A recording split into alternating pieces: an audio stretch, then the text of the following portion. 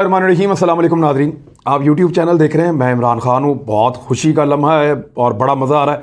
पाकिस्तान ने न्यूजीलैंड के जो सिक्योरिटी के मसाइल थे वो हल कर दिए हैं अल्हम्दुलिल्लाह, और अब वो अपने आप को खासा महसूस कर रहे हैं कि वो महफूज हैं। और तहफ़्फ़ुज़ का एहसास कैसा होता है ये आपको ग्राउंड में पता चलता है। बहुत सारे लोगों ने बहुत सारे कमेंट किए हैं। न्यूजीलैंड की अपनी टीम ने पाकिस्तान से मैच हारने के बाद, यानी जब पाकिस्तान ने उनकी सिक्योरिटी अच्छी तरह टाइट कर दी, तो उसके बाद उन्होंने अपनी हार को जब अनाउंस किया ट्विटर अकाउंट के ऊपर, तो उनको चंद मिनटों में 1 लाख के करीब नीचे कमेंट्स मिले। 1 लाख के करीब जो है वो कमेंट्स, ये बहुत बड़ी बात है। ऐसा तो किसी प्राइम मिनिस्टर के साथ नहीं होता। इतनी जल्दी कमेंट्स तो डोनाल्ड ट्रंप को नहीं मिलते थे, मोदी को नहीं मिलते, जितनी बड़ी आबादी है उनकी। लेकिन उनको 1 लाख के करीब कमेंट्स मिले फौरी तौर पे। न्यूजीलैंड की तो इतनी आबादी भी नहीं है, तो कमेंट्स कहाँ से आने थे? वो पाकिस्तान से ही जा रहे थे और इंडिया से और जो दूसरी क्रिकेटिंग नेशंस हैं वहाँ से। उन सब ने न्यूजीलैंड को उनकी सिक्योरिटी टाइट होने पर मुबारकबाद पेश की। न्यूजीलैंड की जो है वो जितने तहफ़्फ़ुज़ात थे वो सारे के सारे आज दूर कर दिए गए। स्टेडियम में जब न्यूजीलैंड की टीम दाखिल हुई तो उनका सिक्योरिटी के नारों के साथ इस्तकबाल किया तमाशाइयों ने। जितनी देर वो मैच खेलते रहे उनको बकअप करते रहे सिक्योरिटी के नारे लगाकर, और जब उन्होंने अपनी सिक्योरिटी टाइट करवा ली तो उसके बाद फिर उनका जो वापसी थी या अलविदाई जो नारे थे वो भी सिक्योरिटी के नारे थे न्यूजीलैंड के। तो ये नारे जब तक न्यूजीलैंड पाकिस्तान के साथ खेलता रहेगा ये उसका पीछा करेंगे जब तक कि वो पाकिस्तान वापस नहीं आएगा, वापस आकर यहाँ पे खेलेगा नहीं। तो पाकिस्तान को कामयाबी मिली है, अल्लाह ताला ने पाकिस्तान को सुरखरू किया है। न्यूजीलैंड ने बहुत अच्छा खेला है, बहुत सारे मौकों पर उन्होंने पाकिस्तान की टीम को दबोच लिया था, लेकिन पाकिस्तान ने ज़्यादा अच्छा परफॉर्म किया। अल्लाह ताला की मदद शामिल रही।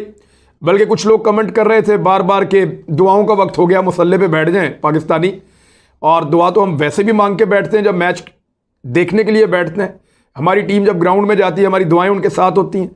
अच्छी बात यह है कि ये टीम बड़ा अच्छा मोमेंटम पकड़ चुकी है।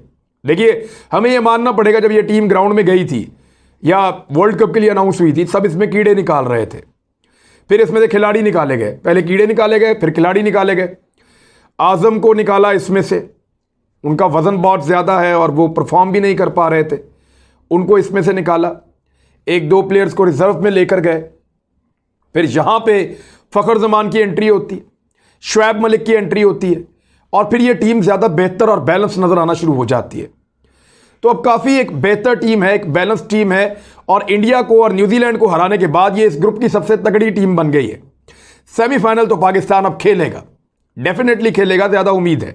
और अब कुछ लोग कमेंट कैसे कर रहे हैं, मैं क्रिकेट के जो एक्सपर्ट्स हैं उनके बारे में आपको बताता हूँ। ये माइकल वॉन जो हैं ये कमेंट्रेटर हैं जी, इंग्लैंड के साबिक क्रिकेटर भी हैं और क्रिकेट खेलते भी रहे इंग्लैंड के लिए कई साल तक, और आजकल बड़े मकबूल कमेंट्रेटर हैं। उन्होंने कहा कि Pakistanis are looking exceptional. Pakistani बहुत एक्सेप्शनल नज़र आ रहे हैं इस वक्त। They will reach the semis, वो सेमीफाइनल तक ज़रूर पहुंचेंगे। फिर वो ये कहते हैं कि टीम्स को चाहिए कि किसी तरह भी उनसे बचें, उनका सामना करने से गुरेज करें, और दुआ इस बात की करें कि कोई भी टीम उनको सेमीफाइनल में आगे कहीं से नॉकआउट करके जान छुड़ा ले, वरना ये वर्ल्ड कप जीत कर जाएंगे। Love watching them play cricket, और उनको क्रिकेट खेलते हुए बहुत अच्छा महसूस हो रहा है, बड़ी मोहब्बत कर रहा हूं मैं इससे। उसके बाद डैनियल अलेक्जेंडर हैं जी, इनका ताल्लुक श्रीलंका से है, क्रिकेट एक्सपर्ट है। वो कह रहे हैं Pakistan is safe for cricket. Pakistan cricket के लिए महफूज मुल्क है, but New Zealand total was not safe against Pakistan cricketers. ये कह रहे हैं कि लेकिन न्यूजीलैंड का जो टोटल स्कोर था वो पाकिस्तानी क्रिकेटर्स के सामने महफूज नहीं था। हाँ, पाकिस्तान जो है वो क्रिकेट के लिए महफूज है। और फिर इस तरह दुनिया भर से कमेंट्स आ रहे हैं और ट्रोलिंग हो रही है न्यूजीलैंड की। हमारा मकसद उनकी दिलादारी नहीं है, उनको सिर्फ रियलाइज़ करवाना है कि आप बैनुल अक़वामी साजिशों का हिस्सा बनकर एक बेहतरीन दोस्त को दीवार के साथ लगाकर इस तरह के हालात कभी पैदा ना करें कि फिर आपको ग्राउंड के अंदर शर्मिंदगी जो है वो बर्दाश्त करनी पड़े। तो अल्लाह ताला की मदद शामिल रही तो इंशाल्लाह पाकिस्तान अगले चंद दिनों में रिजल्ट आएंगे, पाकिस्तान ये वर्ल्ड कप भी जीत जाएगा। पाकिस्तान में जश्न का समा है। वज़ीर इत्तलात ने बड़ी प्यारी बात की, उन्होंने कहा जी ये तो गुस्सा तो हमें न्यूजीलैंड पे था, इंडिया तो बीच में आ गया। तो अब सब अपने अपने तरीके से इसको एंजॉय कर रहे हैं और सब अपने अपने तरीके से इसके ऊपर बात कर रहे हैं। सिक्योरिटी के नारे जो हैं वो स्टेडियम में गूंजते रहे, बार बार गूंजते रहे। बाबर आजम का फोकस है वर्ल्ड कप जीतने पे। हालांकि उसको पिछले मैच में जब शादाब खान ने मेरे ख्याल में उसको कहा कि स्केपर हमें ग्राउंड का एक चक्कर लगाना चाहिए, हमने इंडिया को हराया है, तो उस पर उन्होंने कहा नहीं, हमें अभी हम्बल रहना है, फोकस करना है और वर्ल्ड कप जीतना है। लिहाजा उन्होंने मना किया और मैं उम्मीद करता हूँ ये टीम वर्ल्ड कप जीतने के बाद ग्राउंड का चक्कर लगाएगी, उम्मीद करता हूँ। अब कुछ और खबरें हैं और ये खबरें बड़ी इंपॉर्टेंट है। सबसे पहले तो वो जो लोग कह रहे थे कि सिविल मिलिट्री रिलेशंस पाकिस्तान में बर्बाद हो गए, कुछ पल्ले नहीं रहा, सब खत्म हो गया।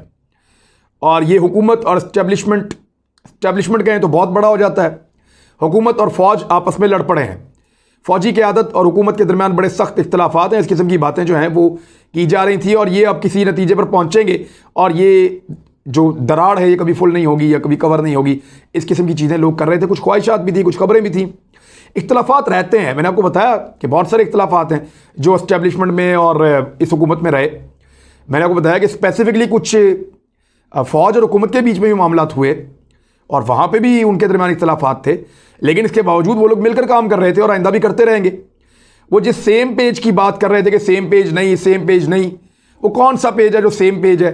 तो मैं उनको बताता हूँ कि ये समरी आप देखें, ये वो पेज है, सेम पेज, जिस पे समरी आई और दस्तखत करके इमरान खान साहब ने भेज दिया। अब ये हुआ किस तरीके से, ये बहुत इंपॉर्टेंट है और इस पे ज़रा गौर फरमाइए। ये खबर मैं आपको पढ़ के सुना देता हूँ। DGISPR lieutenant general Nadeem Anjum की तैनाती का नोटिफिकेशन जारी हो गया। वज़ीर-ए-आज़म के दफ्तर से ये खबर आई है कि ISI के डायरेक्टर जनरल के तौर पर लेफ्टिनेंट जनरल नदीम अंजुम की तैनाती का नोटिफिकेशन जारी कर दिया गया है।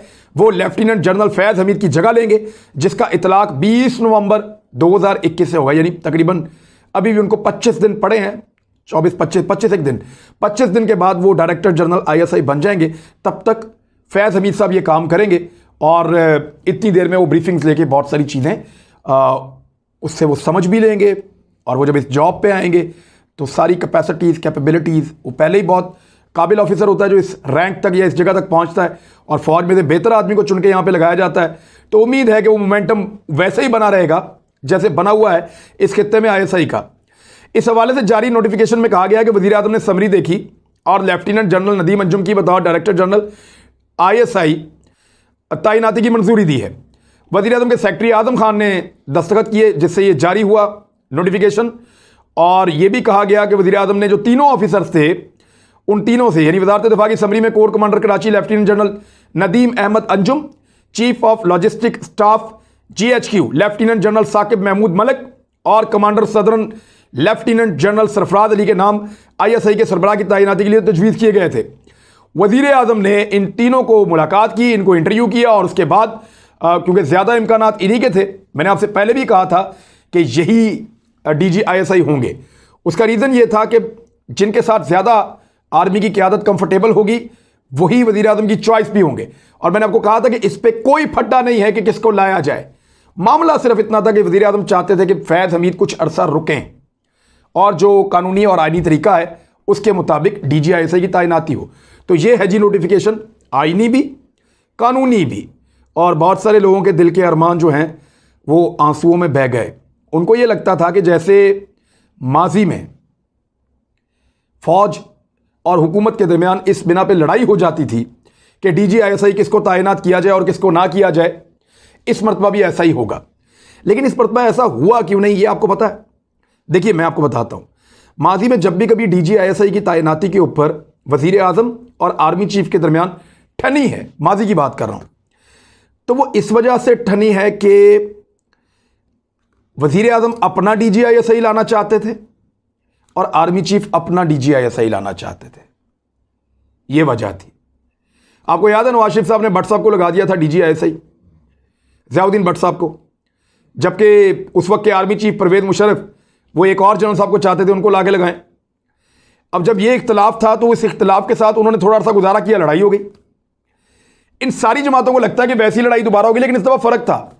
इमरान खान कोई अपना बंदा नहीं लाना चाहते थे DGISI के तौर पे, वो ड्यू प्रोसेस को पूरा करना चाहते थे, जो कानूनी तरीकाकार है उसके मुताबिक तैनाती करना चाहते थे, नंबर 1।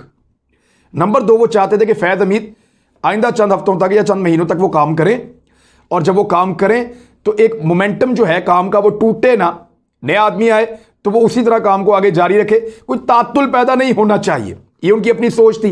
हो सकता है उनकी सोच फौज के बारे में उतनी एक्यूरेट ना हो, या फौज ज़्यादा बेहतर इसको जानती है कि उनके सारे बंदे ट्रेंड है, वो जब भी आएगा आगे काम पे लग जाएगा। पूरा एक निज़ाम उनका काम कर रहा है। लेकिन उनको यह लगता था, उनको लगता था कि यह तैनाती सडन नहीं होनी चाहिए, यह ऐसा होना चाहिए, कुछ टाइम मिलना चाहिए पिछले डीजी को, नए डीजी आए, तैयारी करें और काम पे लग जाएं। और दूसरा वो ये चाहते थे कि आइन और कानून का जो तरीकाकार है उसके मुताबिक हो।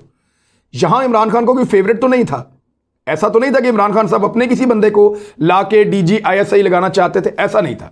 मियां नवाज शरीफ साहब के मामले में या माजी में जब भी कभी इस तरह का मामला हुआ कि फौज में और हुकूमत में ISI के डीजी की तैनाती पे कोई फटा हुआ, तो मामला सिर्फ ये था कि वो अपना अपना बंदा लाना चाह रहे थे, ज्यादातर यही था। लेकिन यहां पे इमरान खान साहब अपना बंदा नहीं लाना चाह रहे थे, वो एक ड्यू प्रोसेस जो है कानून का, वो चाह रहे थे कि वो मुकम्मल हो जाए। और दूसरा वो ये चाह रहे थे कि डायरेक्टर जनरल फैज़ हमीद जो भी डीजी ISI हैं वो रहेंगे 20 नवंबर तक, तो जब तक वो कंटिन्यू करें थोड़ा अर्सा, जब तक अफगानिस्तान के कुछ अहम मामलात और खित्ते की सूरत जो है वो किसी एक रुख पे बैठ नहीं जाती। तो अब अगर नहीं भी बैठती, एक डिसीजन हो चुका है, एक इशू बन गया था, तो उसको प्राइम मिनिस्टर ने पॉलिटिकली हैंडल किया। बहुत सारे लोगों ने कहा 18 तारीख का कहा गया है कि जनाब 18 तारीख तक हर हाल में इमरान खान साहब ये नोटिफाई कर देंगे। पूछा क्यों? उन्होंने कहा जी कि कोई वो निकला है, कुर्रा निकला है और ये डेट दी गई है चांद की तारीख।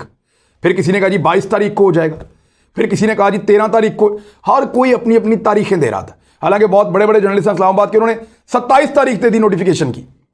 हर एक ने अपना अपना मंजन बेचा है, सब लगे हुए थे इसको जादूगरी में डालने के चक्कर में। 26 तारीख को हो गया, ये तारीख ही किसी ने नहीं दी, और 20 नवंबर तक के लिए हो गया, वो भी किसी ने नहीं बताया। तो बड़ा क्लियर है, नीट एंड क्लीन है कि ये सारा मामला अब एक और चीज कर रहे हैं कि वो 19 तारीख को कोई चांद ग्रहण है गालिबन, उसको लेकर एक प्रोपेगेंडा। वैसे जो लोग फारिग बैठे होते हैं ना, उनका दिमाग बहुत काम करता है, मैंने देखा। जिनके पास करने के लिए कोई काम नहीं होता ना, तो उनका दिमाग ऐसी उल्टी चीजों में बहुत चलता है। वो ये कह रहे हैं जनाब को कुछ चांद ग्रहण आ रहा है 19 तारीख को, तो उसके बाद 20 तारीख को ये क्या है भाई 19 को आ रहा है ना, 19 को तो नहीं तैनात हो रहे, 20 को हो रहे हैं, अब उसको उसके साथ कैसे जोड़ेंगे? यानी एक अजीब किस्म का चक्कर है, एक अजीब किस्म की सहाफत हो रही है पाकिस्तान में। और ये सहाफत नहीं, ये गंद है, और इसको अजीब तरीके से रिपोर्ट कर रहे हैं ये लोग। माजी में अच्छी खासी सहाफत करते रहे हैं, अच्छा खासा काम करते रहे हैं, बुखला गए हैं, लगता है भौंतर गए हैं। समझ ही नहीं आ रही कि उनको लिखना क्या है और बोलना क्या है। इंतहाई शर्मनाक सूरत हाल है उन लोगों के लिए। कॉलम लिख रहे हैं तो अजीबोगरीब किस्म के, कि बकरे चढ़ गए, कबूतरों के खून आ गया, और पता नहीं कौन सा जादू हो गया, बगैर सबूत के बोल ही जा रहे हैं जो जिसके मुंह में आ रहा है। अब वो कुछ चांद ग्रहण निकाल के लाए, फलां तारीख को चांद ग्रहण मुतवक्के, लिहाजा उसके बाद डीजी ऐसे ही तब्दील हो जाएगा। ऐसा होता है?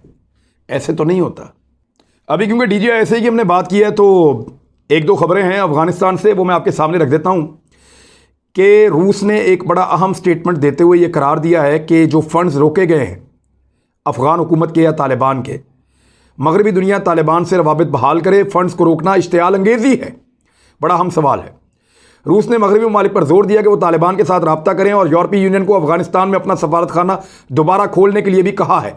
उन्होंने खबरदार किया कि अगर ऐसा ना किया गया तो अफगानिस्तान की मंशियात की स्मगलिंग और दहशतगर्दी की तरफ जाने का बहुत बड़ा खतरा रहेगा, और ये सारा कुछ जो लोग कर रहे हैं वो जिम्मेदार होंगे मुस्तकबिल की सूरत हाल के लिए। और ये इश्तियाल अंगेजी है जो अफगानिस्तान को दिलाई जा रही है दुनिया की जानिब से।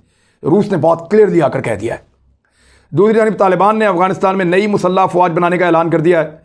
उन्होंने कहा जी कि हम अब प्रॉपर तरीके से अपनी एक मुसल्लह फ़ौज बनाएंगे, और इसमें साबिक हुकूमत के दौर में काम करने वाले फ़ौजियों को भी शामिल किया जाएगा। मुल्ला उमर के बेटे और अफगानिस्तान के वज़ीर दिफा मुल्ला मोहम्मद याकूब ने इतवार को एक ऑडियो पैगाम के ज़रिए से नई मुसल्लह फ़ौज बनाने का ऐलान किया, जिसमें वजारत दिफा ने यह कहा कि वजारत दिफा एक आज़ाद और कौमी सतह की फ़ौज बनाना चाहती है, जिसके पास ज़मीनी फ़िज़ाई सतह पर मुल्क का दिफा करने की सलाहियत हो। फ़ौज को जदीद हथियारों से लैस करने की कोशिश की जाएगी। ये स्टेटमेंट है जी तालिबान की जानिब से। और एक आखिरी खबर इसमें शामिल करते हैं, ये अमेरिका की तरफ से एतराफ़ जुर्म आया है।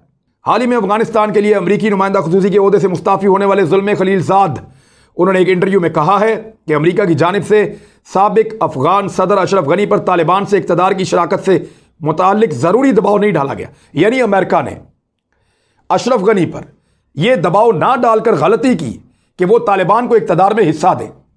जब वक्त था तालिबान अशरफ गनी के साथ इक़्तिदार में आकर बैठ सकते थे, और उस वक्त एक मुश्तरका हुकूमत बन जाती और मामला किसी और तरफ जाते, दुनिया वहां पर रेलिवेंट रहती, अमेरिका वहां पर रेलिवेंट रहता, और आहिस्ता आहिस्ता चीज़ें रिजॉल्व हो जाती। लेकिन अमेरिका को ऐसा लगा कि तालिबान कमज़ोर हैं, वो नहीं कर पाएंगे। अशरफ गनी के अंदर बहुत बड़ा तकब्बुर था, वो भी यही समझता रहा और फिर अशरफ गनी ने धोखा दिया और भाग गया। जबकि अशरफ गनी को दबाव में लेना, उसको मनाना, ये अमेरिका का काम था, जिसके अंदर अमेरिका बुरी तरह नाकाम रहा। इसके अलावा और बहुत सारी चीज़ें उन्होंने की, आने वाली वीलॉग्स में आपको बताऊंगा। अब तक के लिए इतना ही। अपना ख्याल रखिएगा, अपने इस चैनल का भी। अल्लाह हाफिज़।